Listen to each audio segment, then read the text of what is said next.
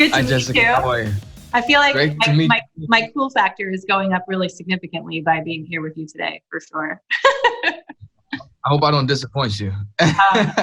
Impossible. So I'll introduce myself a little bit just to give you a little bit more of a background, and for anybody that's watching that doesn't know who I am. So my name's Jessica Hische. I'm a lettering artist and an author. I do all kinds of work for commercial clients like book covers and advertising stuff and logos.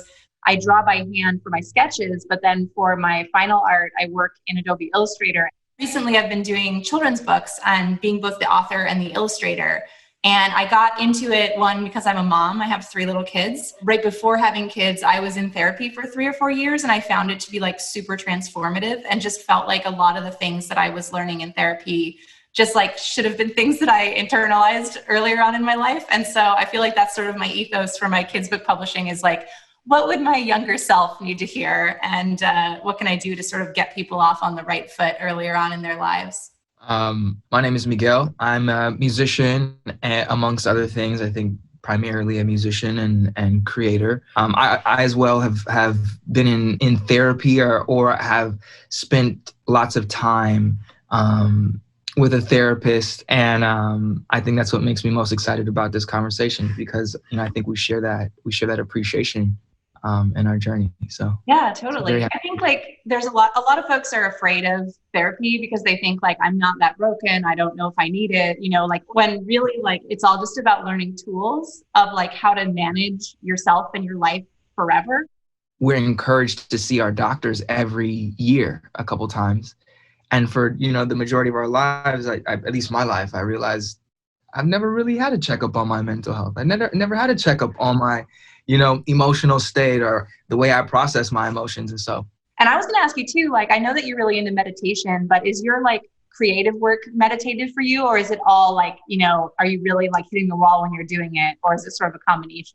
It gets meditative when I'm in flow. I'm not thinking, I'm emoting, and what comes out of me feels true. What that really is how beautiful human imperfection is, and some of the magic in accidents in creativity. I mean, as a musician, it's often just playing, like just play, whatever comes, just go with it. And I wonder if that's sort of a part of the process for in terms of, illustrating ideas and coming up with ideas for those kinds of things. If it's just like, let me just draw and see. Totally. I think, and that's something that I think a lot of people struggle with, is just like getting started and putting pen to paper on like whatever it is creatively that they want to do. But like, I think once you get into it, you just realize like, oh my God, this is what I really needed. And what I've just found for myself personally, like the times where my mental health is like the most taxed are the times when I'm not making the time to like create. And if I can just get into the zone and like allow myself to have that meditative moment of creation, then I don't feel like I need it as much. So true. So true. It's sort of, there's so much going on in the world, obviously. I think the mental strain of processing it all can for me has been sort of the hurdle to realize that, okay, in the midst of all of it, I still need to create for my own clarity. And I'm curious if that happens to be a part of anything that you kind of create. Yeah, I think so. I think a big thing for me is not planning too far ahead in my work, just sort of letting it be iterative and let me like discover things as I'm working. You're letting the art sort of like work itself out, and you're just helping it along, And I bet that's really true of your music. Like I could just sort of tell that like as you're creating it, like you're really feeling through it and sort of like letting whatever is meant to happen. The need to control, that's almost it's anti creativity. Creative process, I think for me, I found in the same way, is like the more I want to control it or have this idea or this very chiseled thing or approach, the less attached and real it feels. So it's just so limiting too, because like we're all guilty of just sort of like having kind of a ceiling of like how far into the future or how big we can dream. And like, if you try to plan too much, you're just going to be stuck at like this certain level, and you'll never get those like weird, wild things that happen to you. And so you have to like sort of let yourself, like, you have to let it go, like, while you're working. It's so important.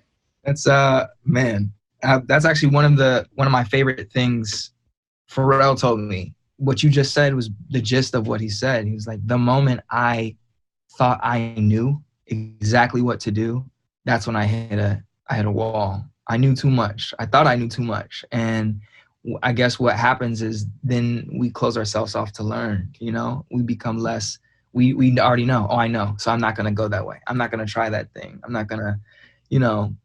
But probably as a musician, like one of the things that can really break you out of that is like collaboration, right? Because like so few musicians are doing everything themselves. So, I mean, that's something that I feel like I'm a little envious of, because like I do collaborate with people, but I do feel like sometimes like I am working just in a box by myself, and I have to purposefully reach out to get other people to like push me out of that box. Totally. You know, in music, I've been able to do it mostly kind of to myself. And now I'm realizing how much I need to collaborate, which has actually been one of my favorite things to do this year, especially because we can't go see everyone.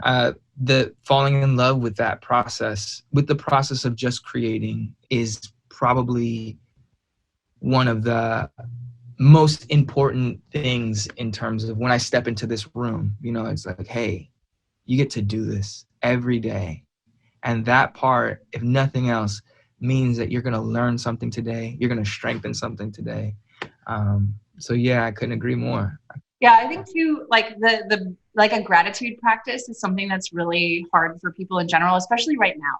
It is. It's a challenge. I lost my grandmother this year, and not to COVID, but she's still passed, and it reminds me of something my grandfather said, who also passed, but he said, if you're going through a hard time, keep going, because if you stop, you're more likely to get stuck. But I mean, those are the times that's when you need your support network the most. That's when you need services the most. That's why like things that like the organization that you work with, Tangible Movement, is like so important. I don't think it's healthy to just sort of let yourself feel everything if you feel untethered. Like if you feel completely out there with no help, like that's not going to make you feel like you're in a stable place. But you know, Tangible Movement and organizations like them are like a perfect organization like that. And I'm sure that that's probably why you love working with them. So yeah, it's been a fun learning experience to sort of have conversations about, you know, my own journey and learning about these tools for myself with just anyone who'll listen. So Tori, who's my trainer, started this foundation, and she's a 2-time suicide survivor. And, you know, that in her journey in sort of managing her own, you know, mental habits, really just educated me. And when she started to tell me about her journey, I realized, like, I wish I would have known about earlier on. So sort of related are the 2 books. What are the titles of those again, and how did you kind of come up with them? Totally. So they are Tomorrow I'll Be Brave and Tomorrow I'll Be Kind. You see so much of yourself in your kids. And I thought about that so much when I was thinking about writing kids' books specifically for my kids, of just like, kids need encouragement for sure, but they also need to be let off the hook sometimes, because some kids might have been like me, where you're just so terrified of messing up that you can't actually move forward or be adventurous or try new things. I was like petrified of messing up. Like I wouldn't do activities if I thought I was even remotely going to be bad at them. And so Tomorrow I'll Be Brave sort of came out of that. Like the actual premise of the book is to build in a meditation practice for children. It's meant to be a bedtime book. It's like, tomorrow I'll be kind, tomorrow I'll be brave, tomorrow I'll be this. And then it's meant like you set your intentions for tomorrow, and then the next night you can reflect on whether or not you were those things throughout the day. And then the kind book is like, okay, now that you're good, how do you do good in the world? Like, how do you help others? Do anything, even if it's small, because a small thing can have a really big impact. If that really resonates with you as a parent, you're going to talk to your kid about that, and it becomes like a tool. I love that the books already are starting to have this dialogue that will help in their entire journey. You know, it really is about creating a sense of self, being aware of themselves, and how they can create whatever they want in their life. That's a creative process. It's setting their minds up to create their reality, which is beautiful. And I subscribe to that belief, you know. But in your aside from that, what does creativity just in general mean for you? Like, thinking creatively is just being able to like move from point A to point B without having to follow like a construct. Creativity is just like using your mind and allowing it to wander and allowing it to get to a place that you never expected in the first place. It's how do we communicate on an emotional level through a medium? If it changed your perspective or gave you some insight without giving you a factual reason or explanation, I think that's creativity. I love the word perspective in that, because I feel like creativity definitely involves like unique perspectives. It has to like filter through you as a unique person. And that's what sort of makes it creative instead of just making it like an empirical fact. You are going to bring yourself to whatever it is that you're making or that you're doing, or whatever problem you're solving if you're not making something. So Miguel, what advice do you have for people that are, you know, trying to keep it all together right now? Like how to move forward, how to stay creative, how to, you know, hold it together during these like super weird times? What's worked the most for me is reminding myself that balance is everything, you know, and how am I feeling today? Checking in with myself. I think the more that we can do that for ourselves and be forgiving and be empathetic to ourselves, we sort of, it kind of cascades and ripples in the way that we produce. You know, it's like finding whatever that balance is, what keeps you in an optimal balanced perspective where you realize that there is something you can do right now. Do it. Maintain your mental, body, and emotional creative health by keeping a nice balanced perspective. It helps a lot. And how about you? What advice would you give, you know, for all of us creative ones out here? I feel like you and I are on the same page. I feel like as soon as you started talking about self-forgiveness, I was like, that's my whole thing. I think that in the beginning of the pandemic, there was so much talk about like, who's going to write their novel now that you're off and have all this time? And I think that people just felt all this pressure that now that we're like alone more or like in like our isolating creative chambers, that now is the time to be the most creative. And I think that that's so false. Also too, just like stay connected to people as well as you can.